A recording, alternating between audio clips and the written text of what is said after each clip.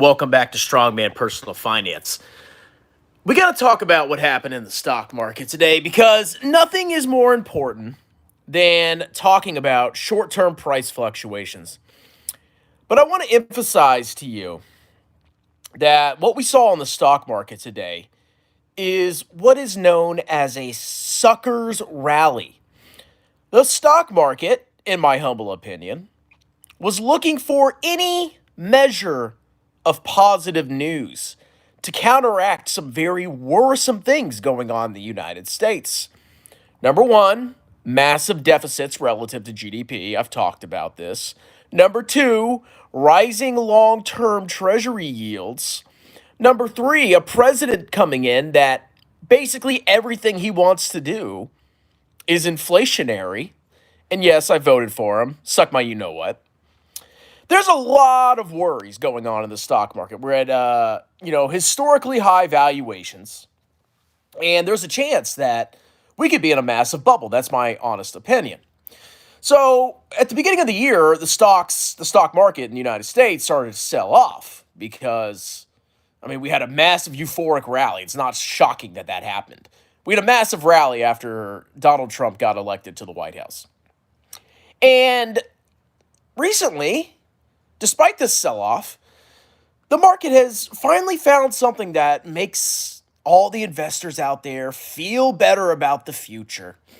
And what was this groundbreaking, amazing thing that happened today?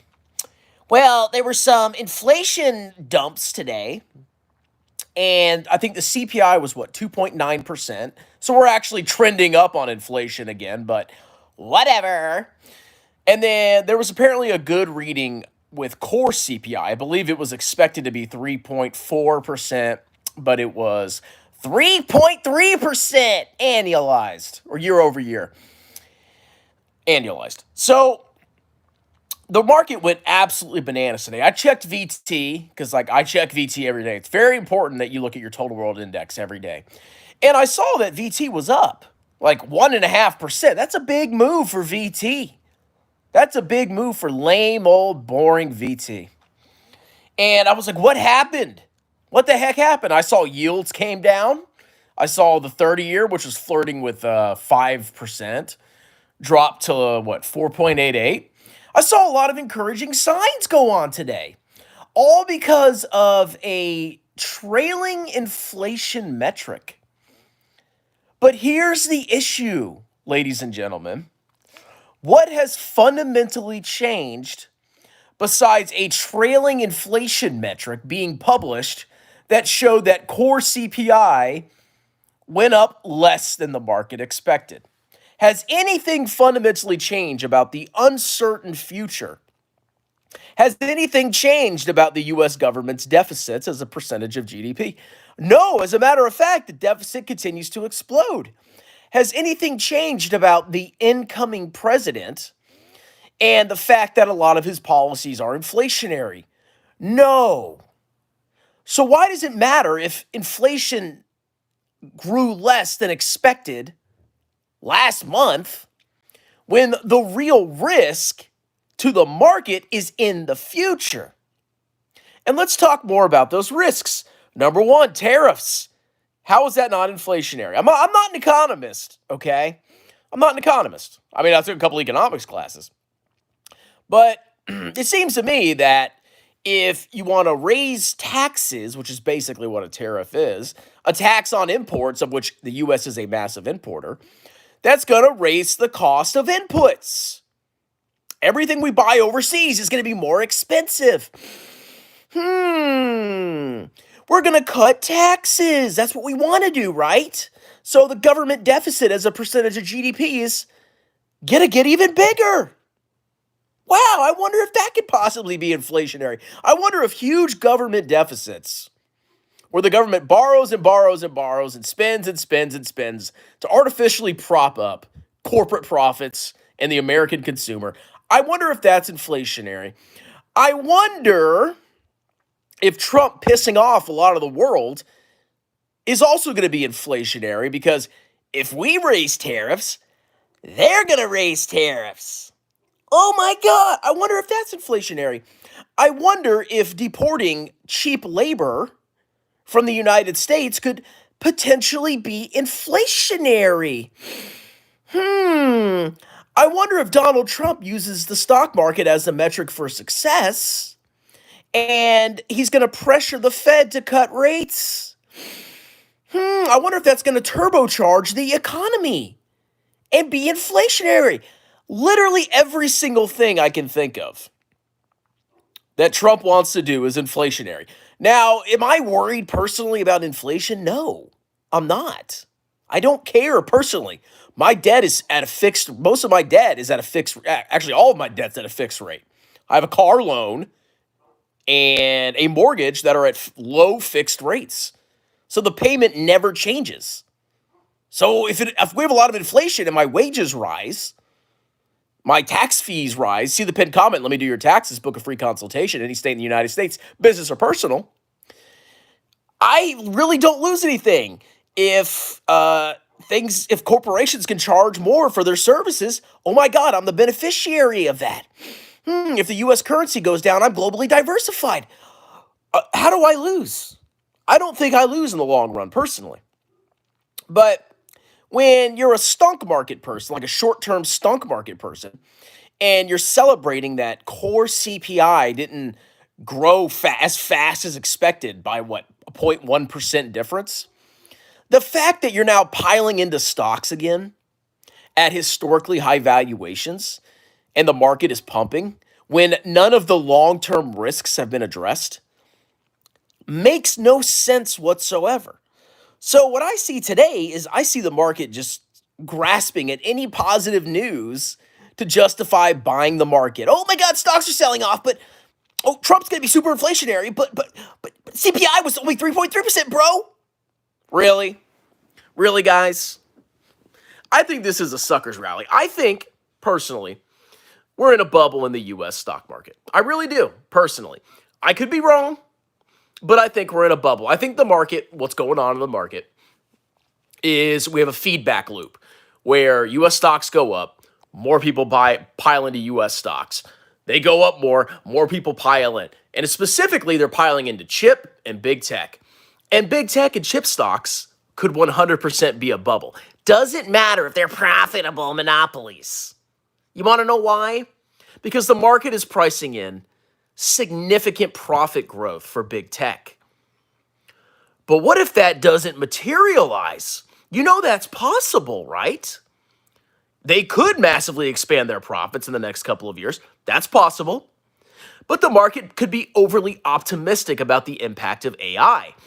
Big tech is spending massive amounts of money with capital expenditures to flesh out their AI infrastructure in the hopes that in the future, that leads to more corporate profits. But the issue is they could be piling into AI, but it actually doesn't increase their profits. And all that capital expenditures that they're doing is future expenses on their income statements.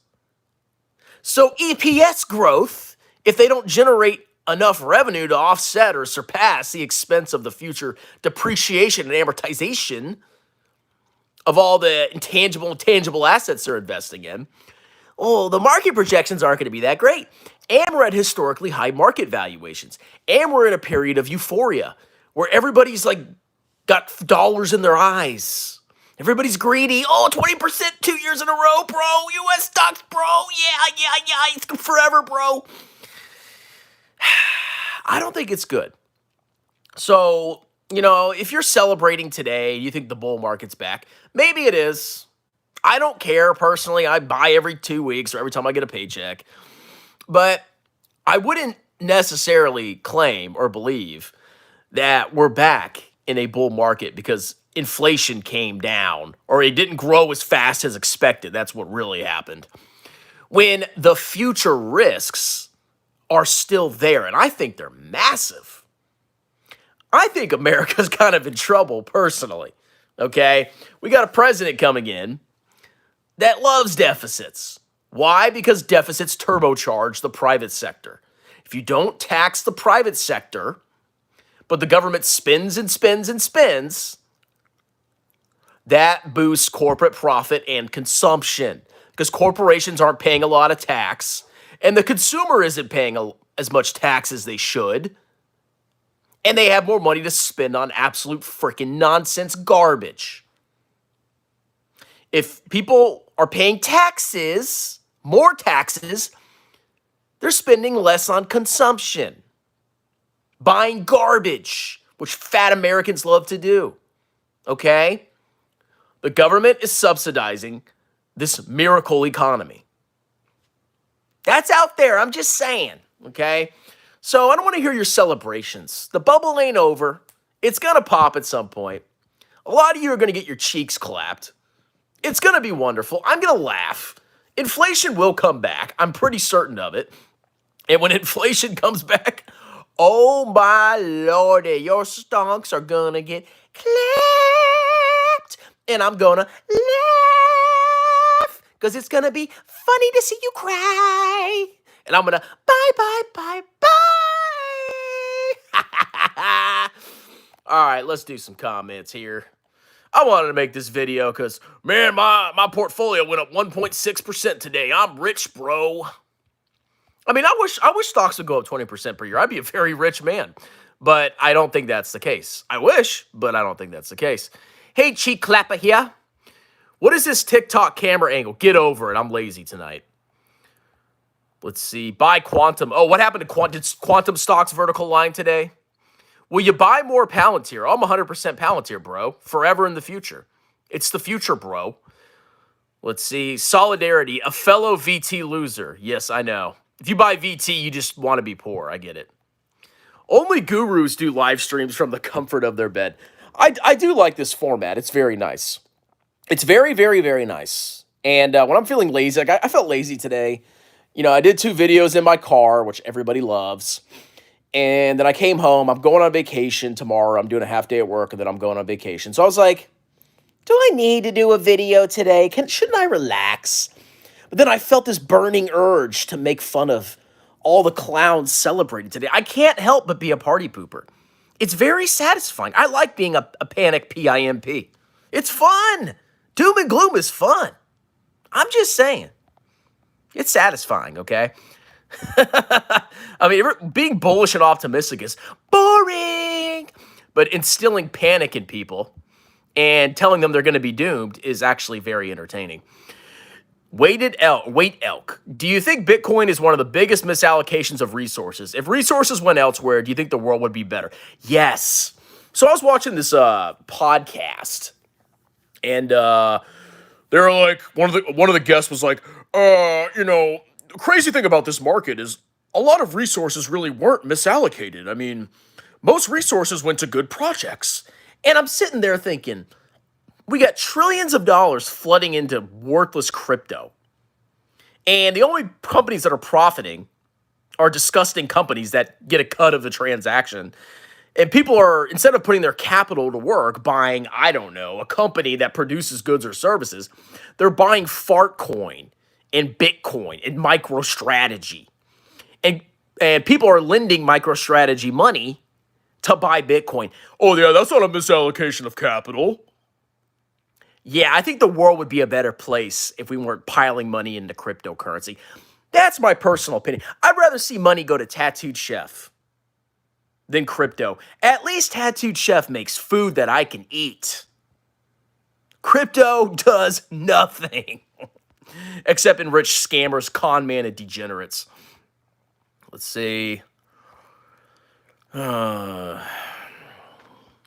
at all these comments. Man, there's a lot of comments. Holy crap. Okay, I caught up here. Hey, Strongman, what do you think if the Trump's policy with using Bitcoin for a reserve? That would just be a transfer of capital from the American taxpayer to scammers, liars, scumbags, and losers. That would be wonderful if we did that. The Fed just went through this inflation cycle. They aren't going to cut to zero because Trump says so. You're tripping. No, but they're going to be under a lot of pressure. Trust me. And while the Fed is technically independent, we'll see. Mexican bonds give 10% annually. What do you think about that? Well, you also have to factor in currency. We could be in a bubble, but it's a macro bubble, if so, not the one that will pop this year. It could pop at any time, bro. Are you upset that you shorted quantum today? Yeah. Your president has a Congress and the Senate. If we are not richer in 4 years, you're to blame. Well, I mean, I think we've been in a bubble that's been brewing since 2020. So I think Trump could potentially pop it with all his policies. But since the whole thing since 2020 is just clown world. Strongman, why do you shame people that have made more money than you in the last 1 to 2 years? I'm just a very bitter, angry man. Strongman, can we buy private equity? Oh yeah, don't worry. The Trump administration is going to allow you to invest in private equity and pay massive fees for illiquid investments. It's going to be wonderful, guys. Nobody whines more than Strongman. See, the reason I'm whining now is, when I'm eventually proven right, my revenge will be beautiful. I am going to slam every clown, grifter, and loser. VT Cope Man, personal finance. I like the bird tree painting in the background. Yeah, somebody else bought that. It wasn't my idea. But thank you. The more VT underperforms, the more unhinged Strongman gets. That really is the root of all my anger. It's just because VT is doing so bad. That's the only reason I rant on YouTube. If VT was vertical lining, I would just delete my channel. Strongman is coping hard because everybody but him is making money. Oh, yeah, everybody's making money, bro. Trust me. Let's see. Don't talk about my stonks. Yes, sir. Ain't you cold with no shirt? I'm actually not. It's like I have my house at 63, but I'm a very hot-blooded man. I don't get cold easy. Let's see. Strongman, I'm thinking about buying VTI instead of VT. You cool with that? Brother, you do whatever you want. Alan Carlson, where are you going for vacation? Well, I'm not going to release it yet because there's stalkers out there, but I'll be vlogging my adventures. It involves snow and mountains and going down mountains that have snow. Let's see. Jeremy Financial is my idol. Me too. Where are you going, bro? You visiting California? No. No. I am not going to California. I mean, maybe I'll go to San Diego one time, but that isn't on my near-term list. I might be going to Vegas this summer. We'll see. Christopher, what do you think of people complaining about their scam economy, do nothing email jobs? A lot of these people couldn't do a day of real work. Well, we do live in a scam economy. I mean, not everything's a scam, but the proliferation of scams is made astronomically worse by the internet. The amount of grift that's going on is simply happening because of the internet. The internet is the most disgusting thing when it comes to scams. It's horrible. Because the internet, you can just delete, if you make a mistake, just delete the video, bro. Just start a new grift. You got 7-8 billion people you could access. Dex Invictus, my one member, is Ryu undervalued? It's always undervalued. Look at my channel, bro. By the way, everybody, book a free tax consultation with me. I'm a certified public accountant. I'm doing taxes, business and personal, every state in the United States. You can talk to me one-on-one for free. I'll wear a shirt. We'll review your tax situation. I'll give you an upfront quote, and I will prepare your taxes better than TurboTax by far, and probably cheaper and better than your CPA. Because I've seen other CPAs prepare taxes, and some of the work they've done is hot freaking trash. I'm not going to lie. Oh, is PP beating VT? Do you charge $250 to $595 minimum for tax preps? It depends. Okay, if you're a corporation, it's going to be probably $1,000 minimum. Like if you're an S or S corp or partnership or C corp, it's probably going to be $1,000 minimum.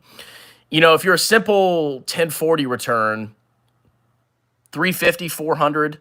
And then if you have like a rental and then you have a little business, $500, $600, it really depends on your tax situation.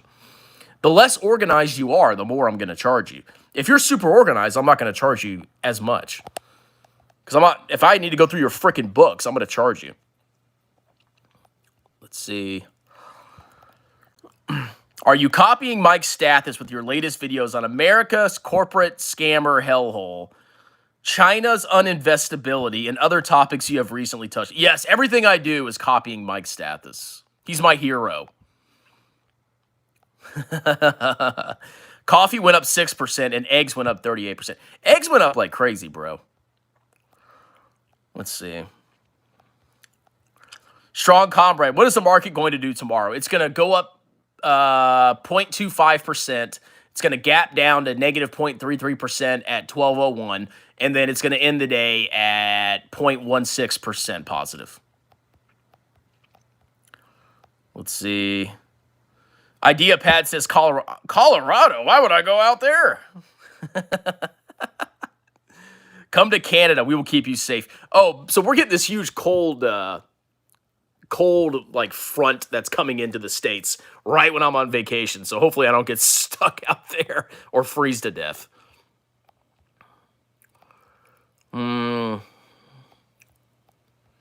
Let's see.